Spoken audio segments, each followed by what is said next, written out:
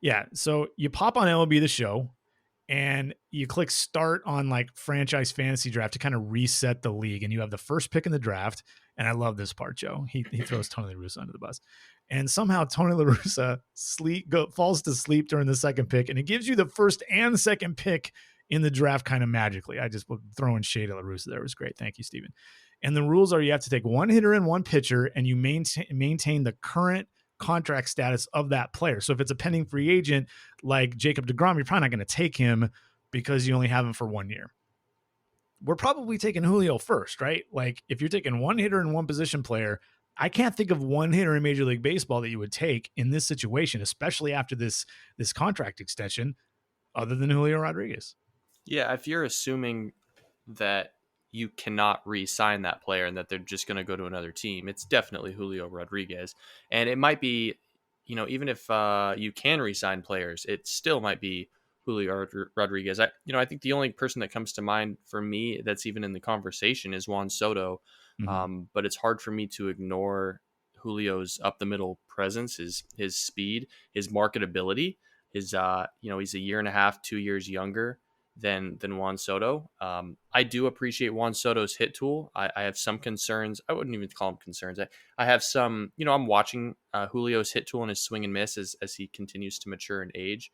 That's been my only issue with him this year is he does overswing at times, but yeah, I mean, Julio is probably the guy that every team would take right now in a 25 and under draft. It just, especially with the contract already set in stone. Mm-hmm. And I think especially like for me, it's clearly Julio one, or he's certainly the position player I would take in this kind of a situation. But I would think about after Julio, I would think about Juan Soto, even despite the fact that he's going to be free agent in a couple of years.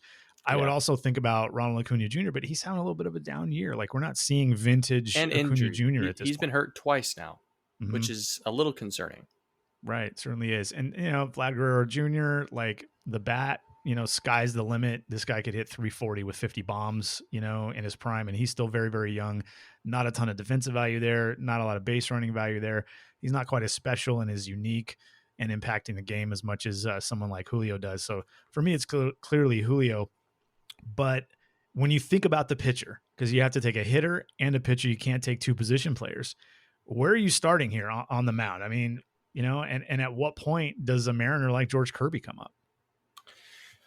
I mean, the pitcher that I would choose if I'm starting a franchise is, assuming you can maybe re-sign him, is Shohei Ohtani. I think there's too much value there not to select that player. But if we're going with someone that I can control for the next several years, I would go Shane McClanahan with the Rays. I like the 3-pitch mix. I like that he's a lefty. I like that he is a competitor on the mound. But I told you this off the air. I think a guy that might be under the radar a bit, he wouldn't be the third pick in the draft, but I would be looking long and hard at Mackenzie Gore.